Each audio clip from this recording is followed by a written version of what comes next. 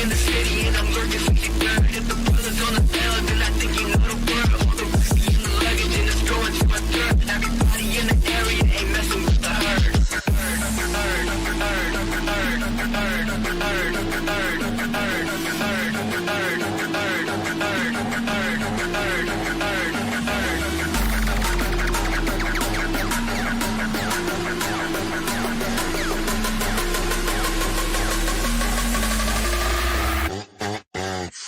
In the city and I'm lurking 60 bird. If the brothers on the field, then I think you know the word. All the whiskey in the luggage and it's going to my third. Everybody in the area ain't messing with the herd.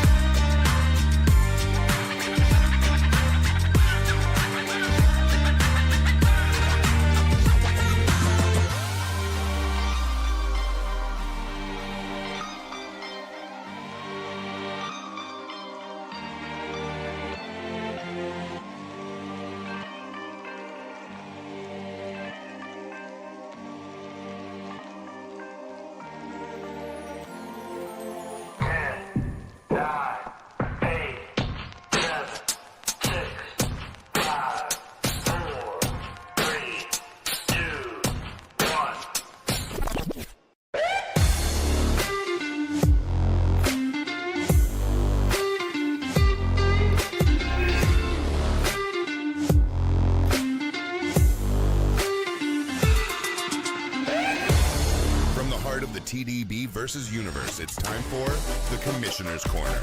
Tonight's special guest is Navin Ramgoolam, 2022 North American Hairstylist Awards Barber of the Year. And now here's your host, the one and only, the legendary Trust a Barber.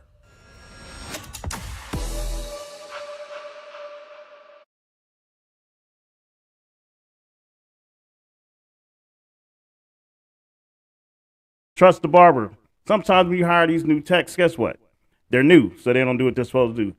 Now, Veen was our last week's guest. This week's guest, we have none other than the hardest working man in Jacksonville, Florida, Fernando Corps. So after this commercial, we're going to tap in live with him. And remember, go to @TDB versus 24 if you have a podcast, if you have an expo coming up, if you have a new barber product that's coming out, or if you have anything that's going to help the barbering industry out, we want to hear from you and we want to put you on the show. So without further ado, we're going to hit that commercial break. And when we come back, like I said, the hardest working man in Jacksonville, Florida, Fernando Corps, is going to be on here next. So let's get on into that. Doubting us. We're coming, they saying. We're coming, they think it's a game. We're coming. Welcome to TDBI Corp, where the world's best barbers collide in TDB Versus, the first ever nationwide virtual barber tournament. One champion takes it all, $100,000, and a legacy that lasts forever. Single elimination, no second chances, only the sharpest survive. The top 4 battle for glory at the TDB versus Las Vegas Grand Finale, VIP treatment, Barber Expo access, one ultimate showdown. As the TDB versus movement transforms the future of barbering, we're inviting visionary sponsors to join the ride. From Twitch streams to the Las Vegas Grand Finale, your brand could be front and center in front of thousands of engaged barbers, students, and fans nationwide. Partner with TDB Versus and help shape the next generation of barbering.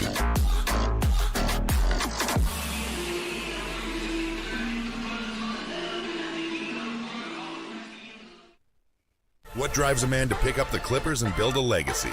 Welcome to the Commissioner's Corner and our powerful Why I Cut series.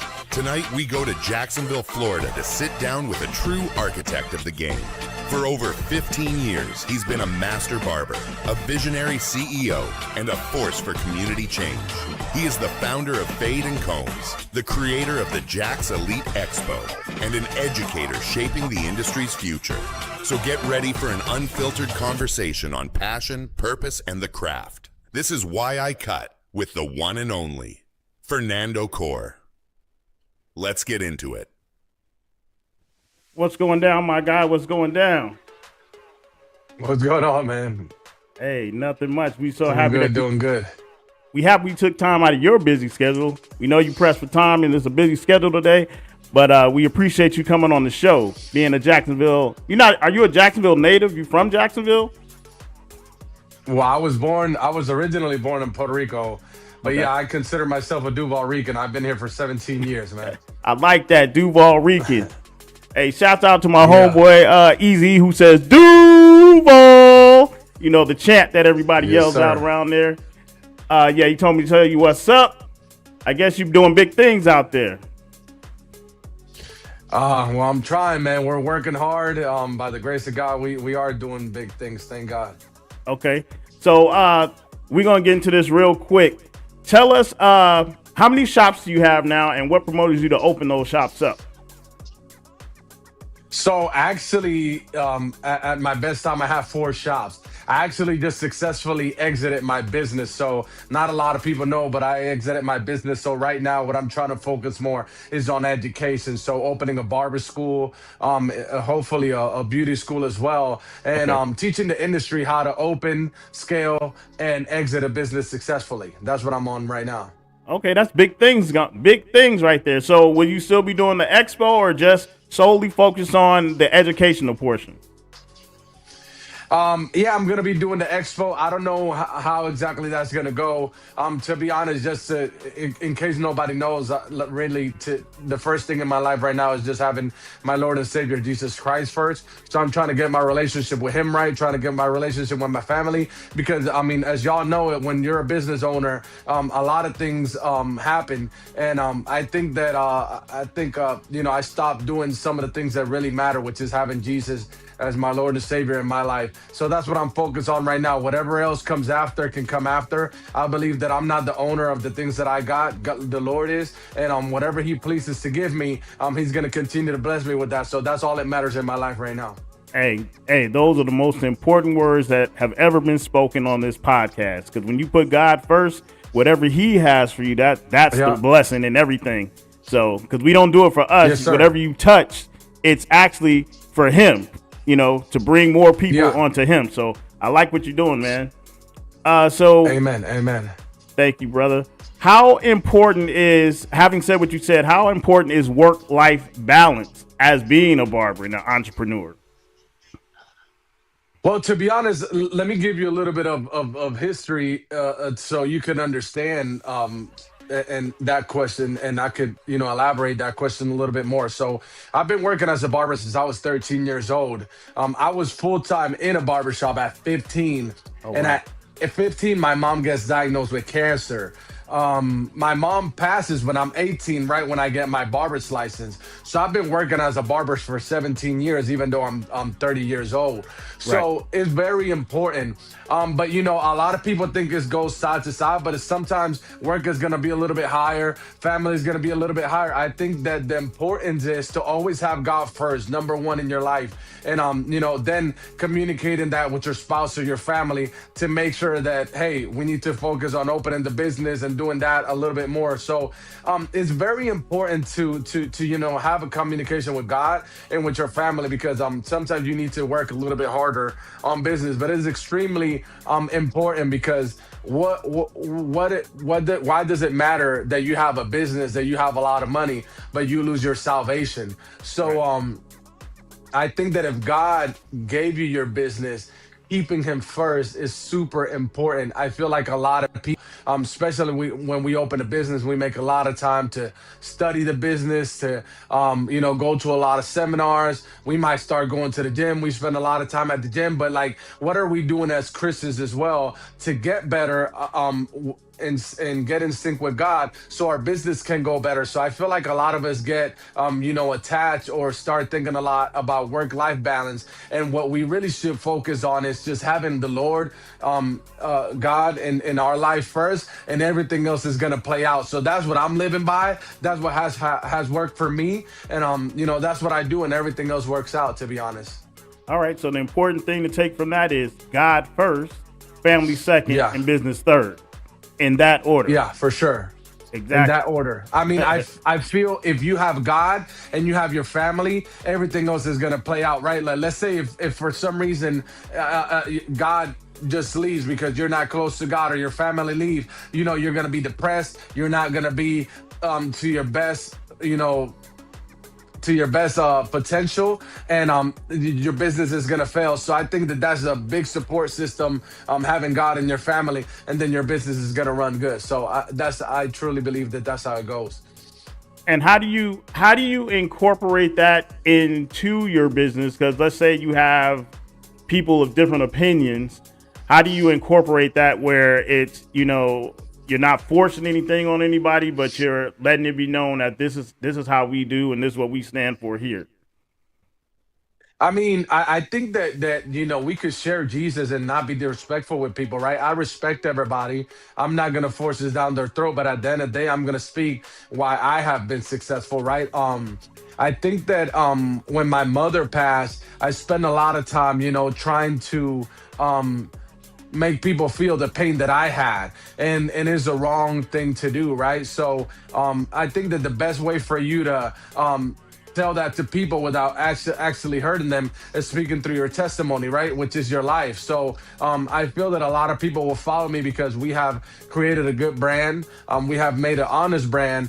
And when people, like I'm saying, when God is in control of your business and your life, He's going to put the right people to be in that business. So I've had a lot of people from different nationalities, background, and even religion, and we still get along. So we just keep God first and just be respectful to everybody. But it has worked out with us so far. Great. I mean, I like to hear it. I like the fact that you're not ashamed or afraid to actually speak about God and what He's done for you and how He's the head of your life and your household and your business. Because so many people feel like in this day of being canceled that they can't really say, "Oh, I can't say this or I can't say that." But you don't understand that if you don't, speak about that, you're like kind of being afraid, and God's looking like, Yeah. "Why would you be afraid of me?" And I'm the one who Yeah. provides everything. Yeah, yeah. So let me tell you, it wasn't always like that because when I was 18, going to that time to 21, I felt neglected. I felt that I wasn't accepted into certain things. And God told me He was going to bless me in all the things that I have today. And I went away from His word, right? Like when I was 21, I started getting money. All these things started going. So I was not always like this. I had a lot of egos. I had a lot of insecurities. And I wanted to make everybody that came around me pay. But I believe that that's part of my journey. So I try to share that right now. I don't have to, make anybody like me, or I don't have to do anything else. Like, as long as God and my family's happy with what I do, that's all that matters to me. It says in the Bible that the lender, that the borrower will always be a slave from the lender. And you're only taking that from a financial aspect, but that can come in many things, right? If you depend on a channel or if you depend on someone, you're always going to be a slave to that. But I thank the Lord that I'm not a slave to anybody. Right. There's only one master that you can serve, and He's the only one that you can serve. So that's what I stand by, right? And like I said, why does it matter that you have millions of dollars and you have all the riches in the world if at the end of the day you're going to lose your heart and you're going to lose salvation? Right. That there is a passage in the Bible that says, why have the whole world but lose your soul? And that's at the end of the day, that's all that really matters. Because once this stuff washes away, you still got somebody to answer to at the end. Yeah. Yeah. Okay. And the reason that I believe that is because, I've had the 4 shops, I had an Expo, and I understood that I had that ego. You notice how I keep saying I. Nothing is about us. Everything that God gives us is to be able to bless others. And you have to pay attention to that, because if you lose focus, everything else is just gonna fall down and tear up. Wow, that's a good word, because a lot of people think that it's about under their own accord or their own mindset that these things are happening. But God is putting you in a place because there's people that look up to you. Let's say just you. There's people that can't be reached by a traditional pastor or a traditional priest, but Fernando can reach them, because guess what? You get the opportunity to sit and speak life into everyone that comes into your shop and every person that comes into your chair. Because there's 2 conversations that you can have. Oh, go out to the club, do this, do that. Or you can say, you know what, brother, I hear what you're saying, but I know you're married, but I don't think that's the right thing to do. And you don't have to tell them in that exact way, but you speak the opposite of what they're thinking, and you can change. God can use you as a vessel, and you can work right. He can work right through you into that person. So I have a lot of clients that are not believers. That are not believers, and they still come here.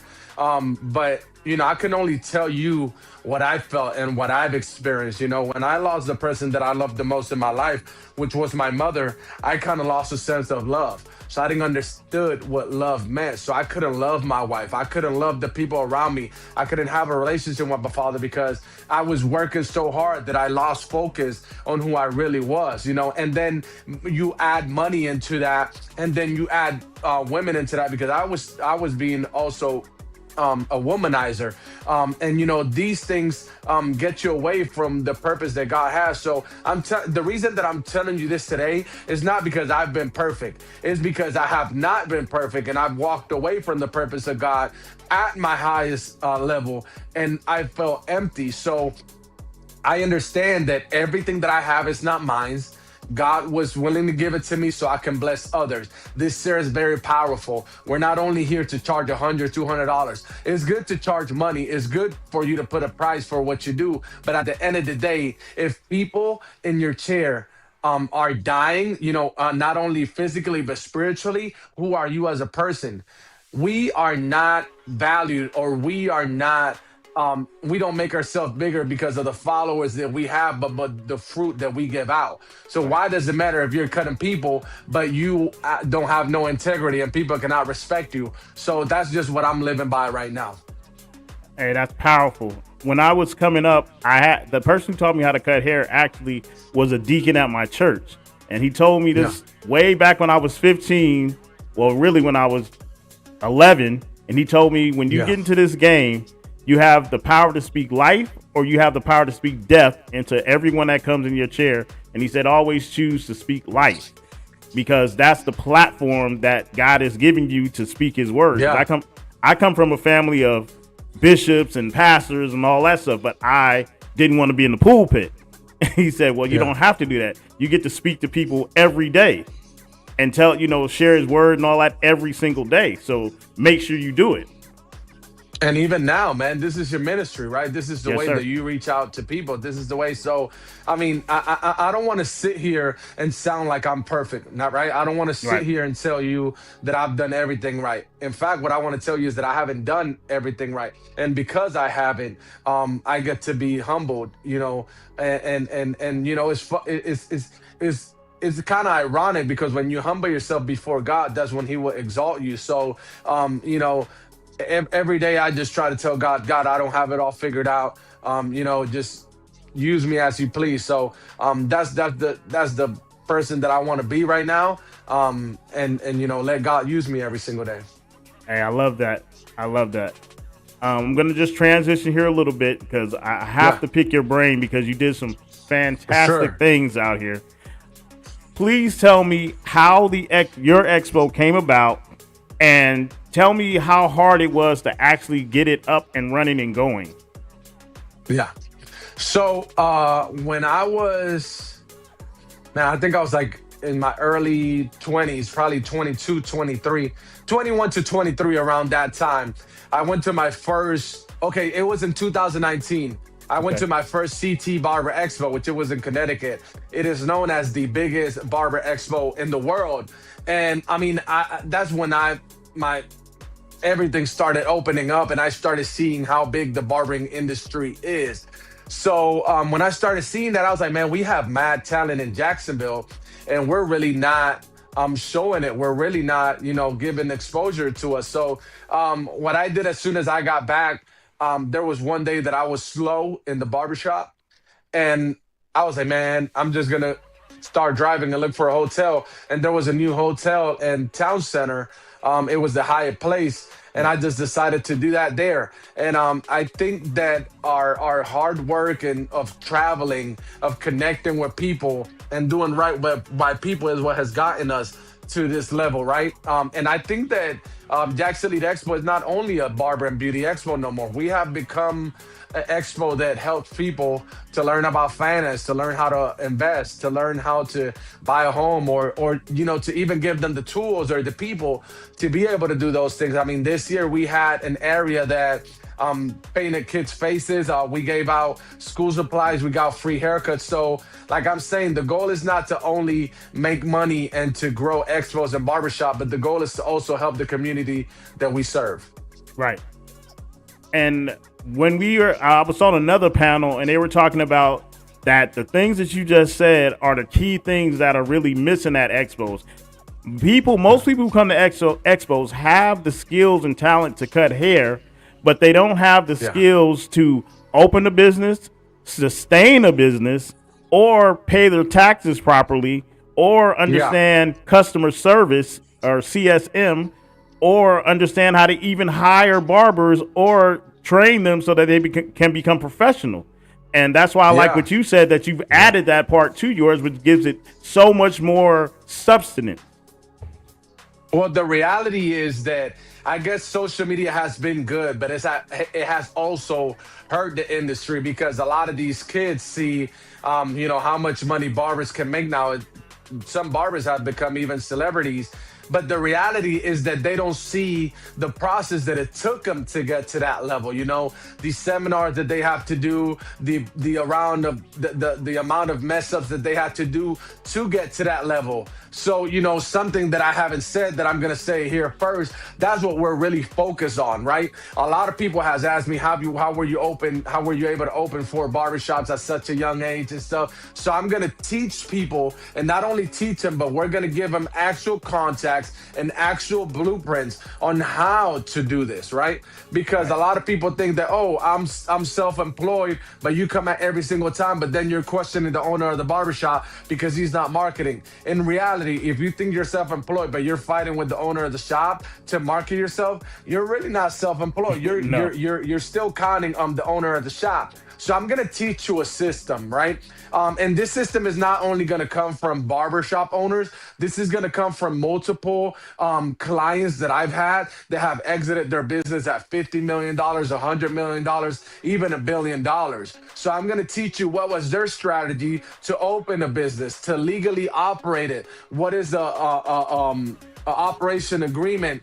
Where is it? You know, how do you trademark a business? Or what is the S corporation? What is a C corporation? What is an LLC? So I'm going to be teaching all those things. I'm going to give them actual contact on how to put those things to work and give you a blueprint so they can be successful in their business.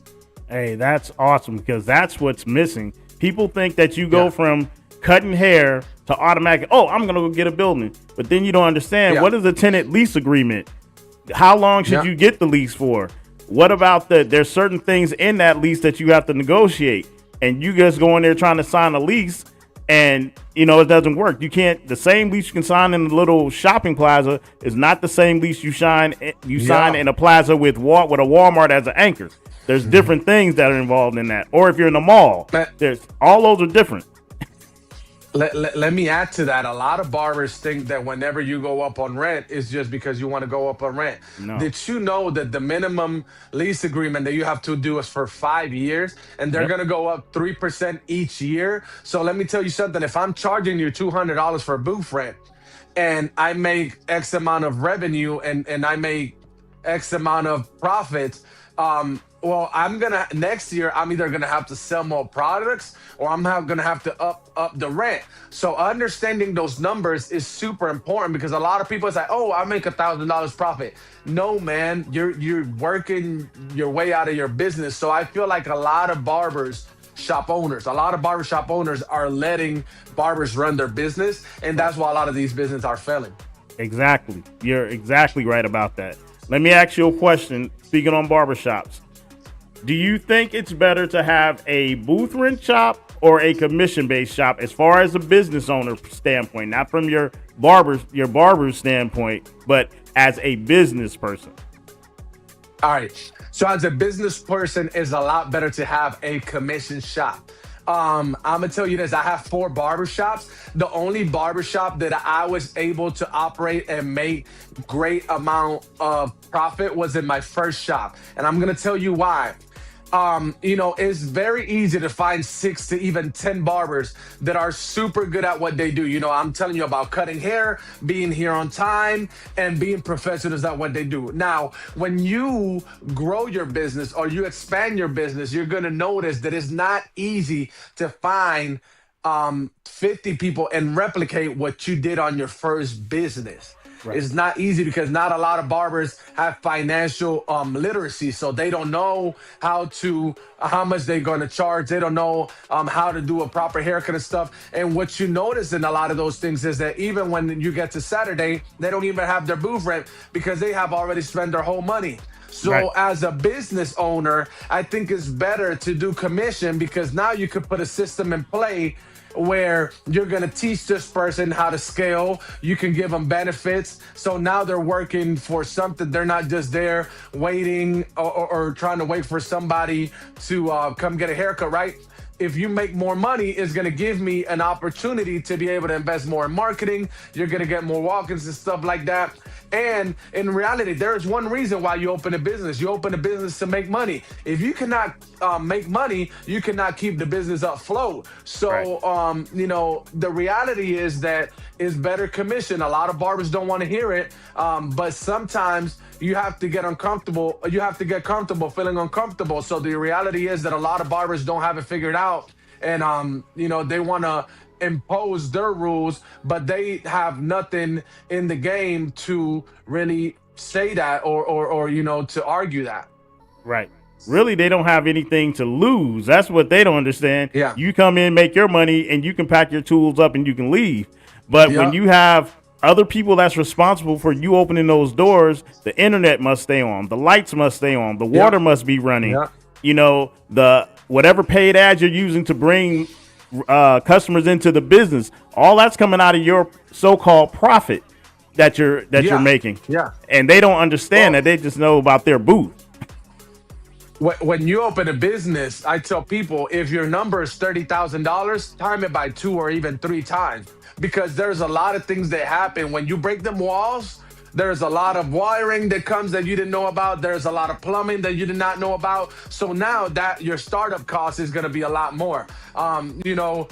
There's a lot of things that go into business. If you own a business, your property taxes, your sales taxes, depending on what state you're on, your state and federal taxes, your booking app, man, there's so many things that go into play that a lot of people don't understand. So whenever you're a booth renter and you're trying to argue why your barbershop is trying to go up on rent, trust me, you don't know half of the stuff that are really going on.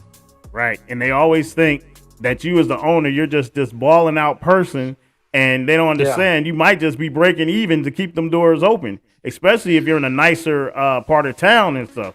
That rent might be $6,000 and up every month. Yeah. But even if you are balling out, what did you do to be able to get that business started? Because it's easy for everybody to say, oh, he's balling. Yeah, but I actually sacrificed. I actually woke up early. I actually came here. I actually did it. And I had everything to lose. You have nothing to lose. All you do is come in here, operate in a good environment. And a lot of people don't understand that. So, that's the reality about business today. Right. So I heard you say earlier that when you opened your first shop, your most successful one, you had, I don't know how many chairs you had, and really just say you had 10, but you had excellent barbers in each one of those 10 chairs, right? Now, what happens when you have excellent barbers? Those excellent barbers see the success that you have, and then because they're entrepreneurs as well, then they say, you know what, I want to go have a shop of my own. So when you have those excellent barbers who do everything right, eventually they're going to leave to start their own thing. So I tell people you got to keep that in mind. 2 to 5 years, you might lose all those barbers because they're going to do spinoffs, and you want them to do spinoffs. But now you got to start back over with whoever, to keep the influx coming in. You got to put other people in those chairs, and they might not be like the people you had before, no matter how hard you try. I've actually been very fortunate with the barbershop that I'm at, or the first barbershop that I own. Because I actually started with 6 chairs because I did not have enough money. I ended up expanding to having 13 chairs in here. Oh, wow. So when I started, I only had 6. By the first month, I had to buy 2 more stations. By month 3, we had like 10 barbers. And by month 6, we already had like 13 barbers. So the good thing about this barbershop is that since we had that many good barbers, we made a name for ourselves, that really fit the name, which is fade and combs. We were good at doing fades, and we were good at doing comb overs, which it was a great style that it was at that time. So, it was a place that style and fade connected, and we had great success. So even if somebody left, there was people that we had a waiting list, that we had good barbers on waiting standby for it. And and the thing is that, man, out of those barbers, we have one right now that owns 4 barbershops. Oh, wow. We have another one that bought the shop that that my first shop. We Okay. have another one that moved to another state and is making multiple six figures and has been able to run a mobile business, through vans. And not only does he cut hair, but he does funding for barbers.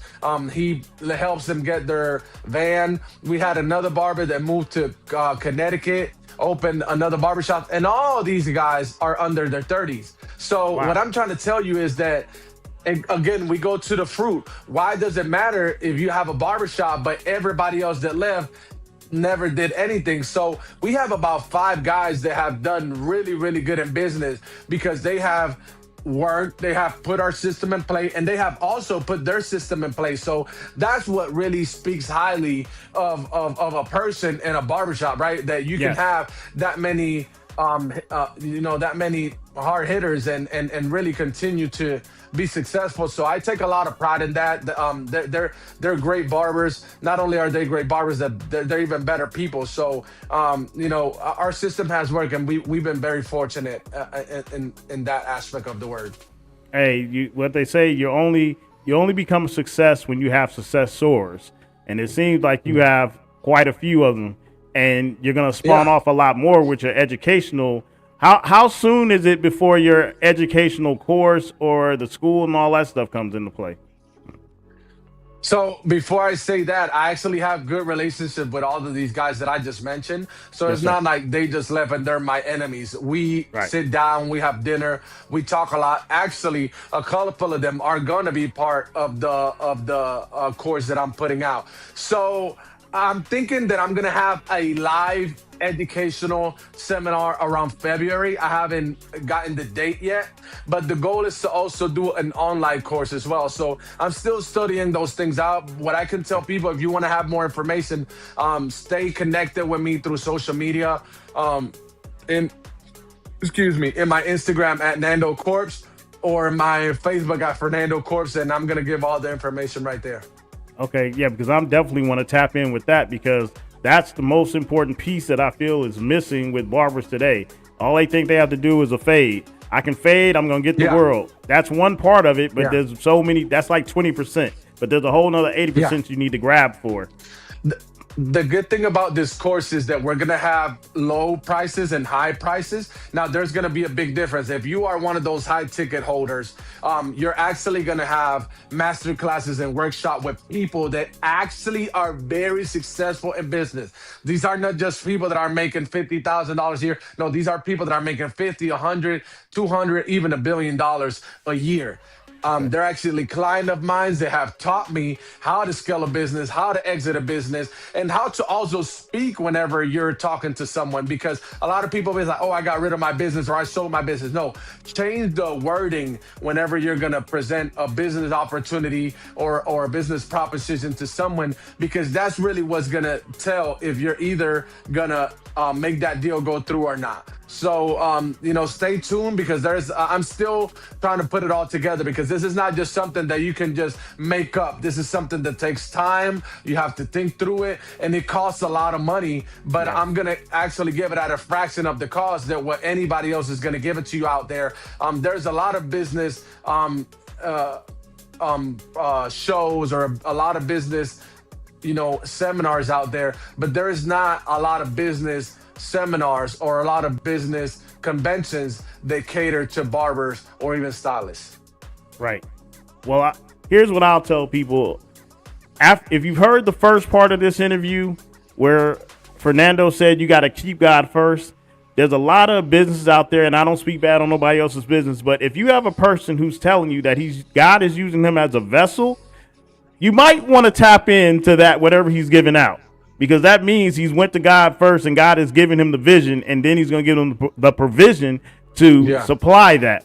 So if you're out there and you're trying to figure out how to scale as a barber, if you're just trying to figure out how to just take yourself from 5 walk-ins to actually being fully booked out, or you want to be a mobile barber, tap in with Fernando at Nando Corps so that you can see that. And when he pops this out, be one of the first ones. Don't run, don't walk. Be one of the first ones to get there and get on that if it was me, I would get on the high ticket one because you get master classes. Yeah. That's what you want to be in right there. There's those are limited. Those are about 25 to 30 slots.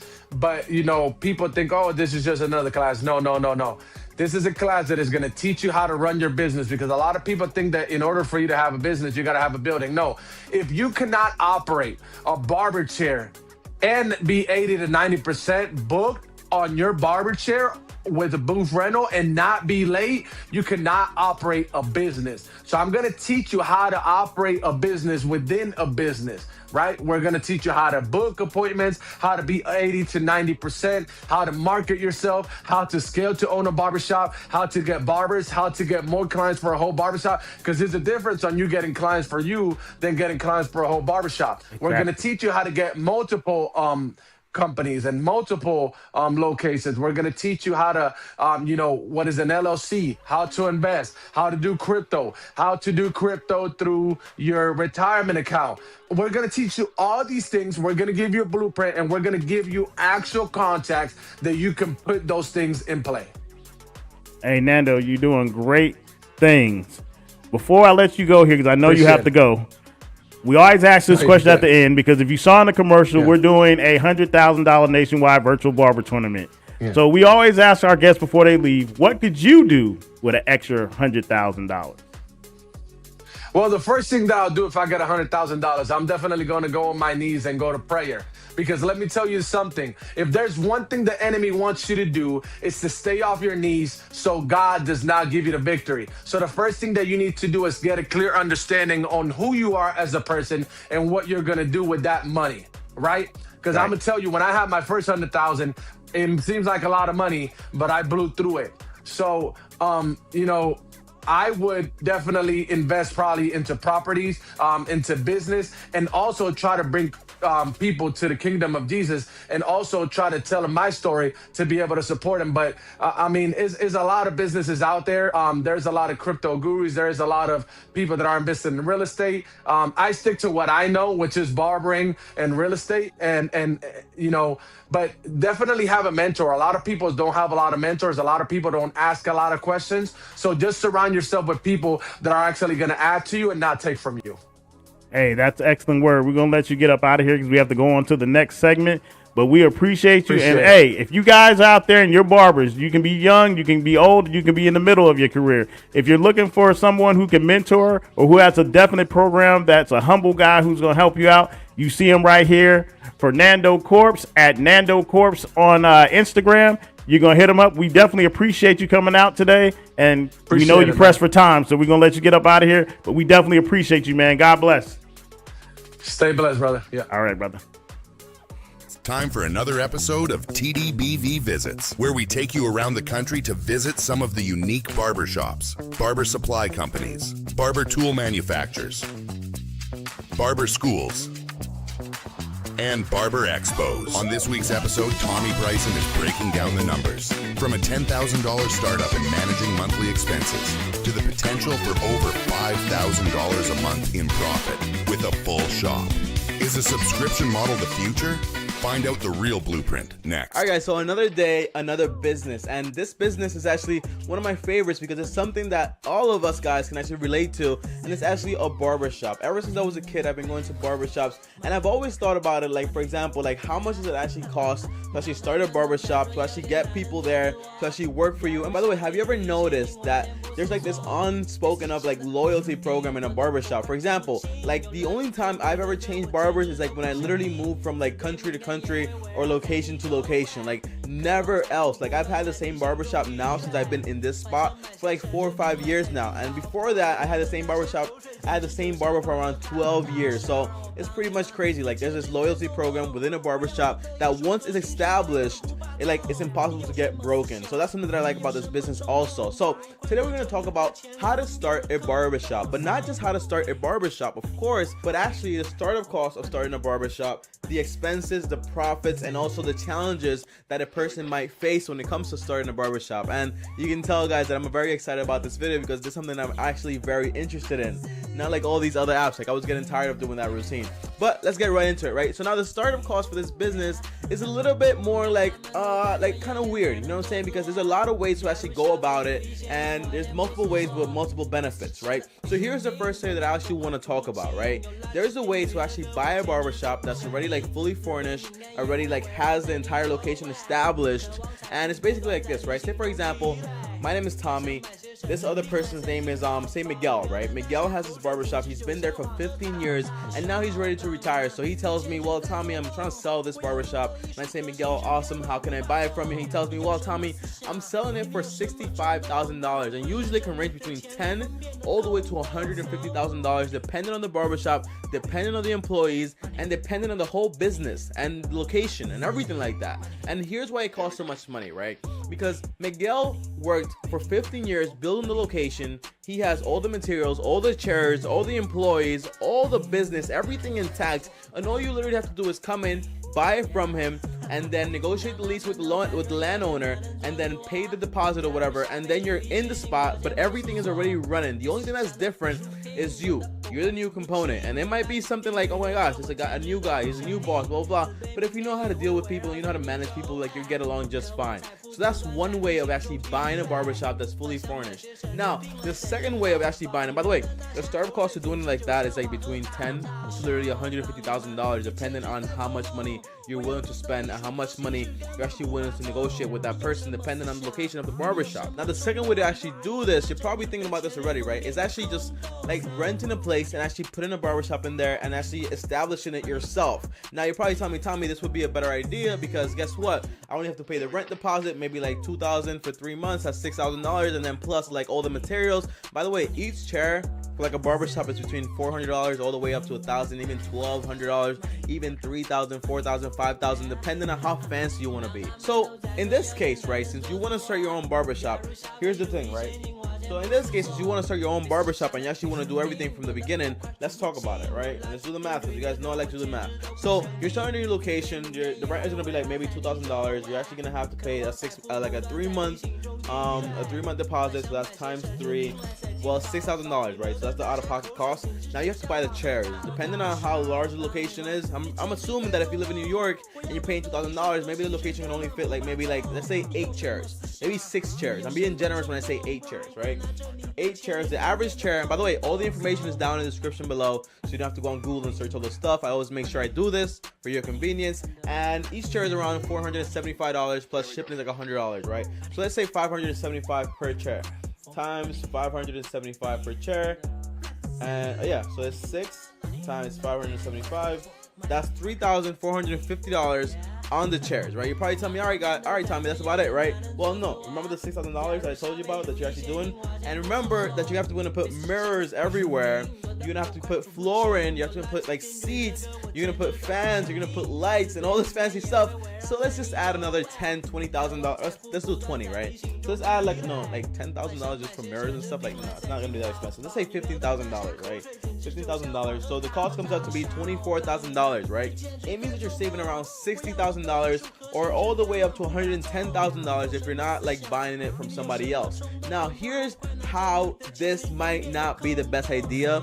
It's because your location isn't established. And by the way, barbershops are very competitive. That's like a barbershop on every single block, and they've been there for years. So you might start this barbershop and no one will go to you, because in a customer's mentality, you go to people that you already know and you're already established with and you actually like trust. Because like a hair and hairstyles are very like something like you hold on to as a guy, you know what I'm saying? So you don't want to just cut your hair anywhere. So that might be the issue. The most challenging thing is actually establishing the spot and actually beginning to like build a customer base. And that's really it. So startup costs can be between 60, maybe 20, 10,000, all the way up to 150,000, even more, depending on where you want to buy it. And if you want to start your own, then maybe it's like $25,000, but you have to put a lot of work into it. Honestly, I don't recommend it. Now, the second thing we're going to talk about, as in my list in my hand, is expenses. Now, you're probably telling me, Tommy, what are the expenses to this business, right? There are a lot of expenses actually, and there are a lot of profits actually, but let's talk about the expenses because it's one of the most important focal points in this video. So now for the expenses, you're going to pay rent, utilities, business tax, commissions, dependent, and also maintenance. And maintenance is like basically like having an employee that's around. Let's take out the calculator, by the way, right? So maintenance is having like an employee around that picks up the trash, picks up all the hair, and make sure that everything smells good, the bathrooms are clean and everything like that. And by the way, remember this, right? I hate to say this, but like, remember, this is like a cash business, right? So you actually don't pay people like, oh my gosh, like so much money and all these like benefits and all this blah blah blah thing. It's a cash business, so you can hire a mom like across the street or whatever and pay her maybe like $400 a month, right? So that's like $400 a month on an employee to actually keep everything clean. Let's say $500. Let's say $1,000, right? Let's be generous, right? $1,000 a month, and then let's say like utilities, like we got internet, we got water, we got internet. We got cable, we got light. I know I said all that stuff already, okay? Let's say that's like around $1,000 extra, right? No, it's gonna be much more, I think. Let's just say $1,000, right? $1,000 extra. Utility, okay, so we got the employees and we got the utilities, $1,000, right? And we said that the rent was gonna be $2,000, right? So plus $2,000. So the rent is around $4,000. So all the expenses put together, they're around $4,000. Let's bump it up to like let's say 4,300, like including the tax and stuff like that, right? If you want to save up for the tax, to put it in quarterly, right? So let's bump it up by 300.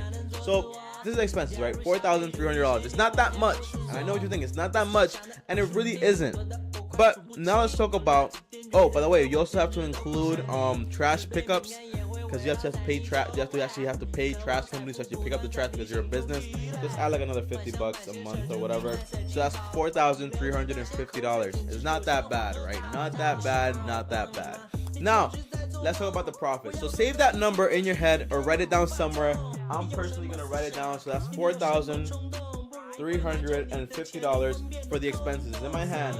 And if you're wondering why I never put it like on the screen and all this fancy stuff, it's because the last thing I want to do is get copyrighted for using anything, because apparently everybody thinks everything looks like them, right? So let's talk about it. So like that's $4,350 for the expenses, right? Now, here's where it gets a little tricky for the profits, right? There's two ways to actually collect profits from a barbershop.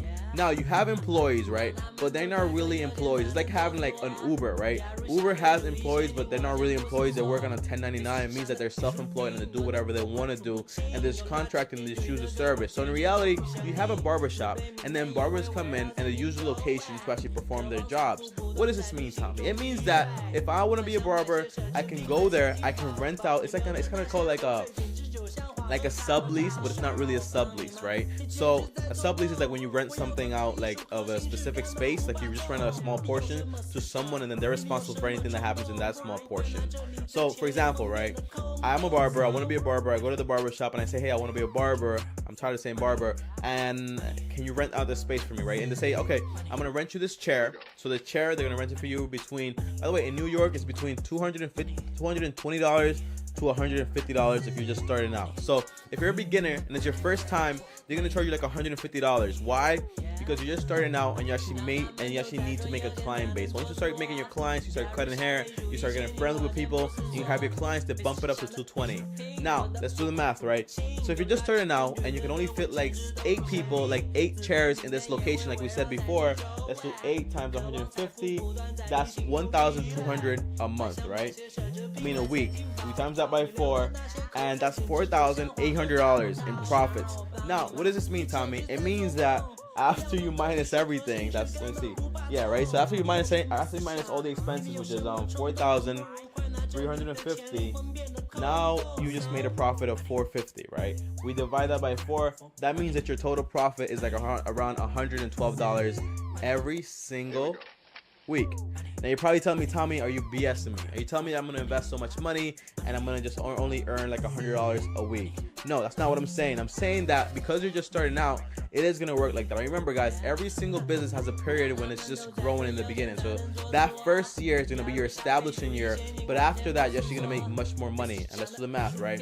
It takes the average barber maybe a month, maybe like 3 months, maybe 6 months, depending to actually get established. Tommy, how do you know the statistics? Well, because the average barber wants to be making money, because if they don't make money, then they don't eat and they can't pay rent. So they're not gonna be there, oh my gosh, I'm just gonna pretend like I'm not cutting hair so then the fee doesn't go up. No, they're actually gonna be working their ass off because it depends on their livelihood also. So after you have 8 chairs, remember, right? So you have 8 chairs. After those 6 months or whatever, like 3 months, you bump it up to $220, right? So 220 times 8, that's $1,760 times 4, and we minus 4,350, that means that you're making $2,690. Divided by 4, you made $672 every single week, pure profit. That's not that bad. And this is what I'm saying, right? I'm saying all these costs and all this stuff, right? But these are basically like me just estimating things. And whenever I estimate anything, by the way, it's not really estimates because I know people that own barbershops and I ask them all these questions. But these are estimates in a way of like a startup. So you can actually create your own barbershop, do the entire thing. Buy a barbershop, by the way. Don't do the entire thing like that. I don't recommend it because you actually have a hard time like creating the client base. And if you think $350 a month is bad, imagine how much you're gonna make if you're just like starting out and you have no clients. That's gonna be even worse. So my main thing is this, right? You can eventually figure out how to lower your expenses, lower your costs, and lower everything, and create a platform. Well, not a platform, like a good barbershop that you can lower the cost and you can make more money and more profits. And $600, almost $700, that's not that bad. I know people out there that they gross like $4,000 a month after everything. But imagine this, right? Imagine that instead of 8 chairs, you could fit 14 chairs in that place, right? 14 chairs, and each person's paying you $220. Well, guess what? You're making $3,080 every single month. Times 4, I say times 4 to get the month, right? And that's $12,000 a month in gross profits. And here's the thing, right? When you get to a location like this, you're not gonna be paying $2,000. Instead, you're gonna be paying $4,000 in rent, maybe $5,000. So let's minus $4,000 for rent, and then the other like $2,800 for the other expenses. You're still making $5,000 divided by 4. That's like $1,380 a week. That's not that bad. And here's my thing, right? You open a first barbershop, and this is all passive income. All passive income. Why is it passive income, Tommy? Because you don't actually need to work there. You're just literally going every single week, and you're collecting the money from those barbers that are working their ass off. And you, if you want, you can actually work in the barbershop, and you yourself can earn money, by the way. And that's a wrap on another power-packed episode. A massive thank you to our incredible guests for dropping so much wisdom on us today. We're already cooking up something special for you next week, so you won't want to miss it. Follow us on Instagram at TDB versus 24 for a sneak peek. Until then, keep crushing it.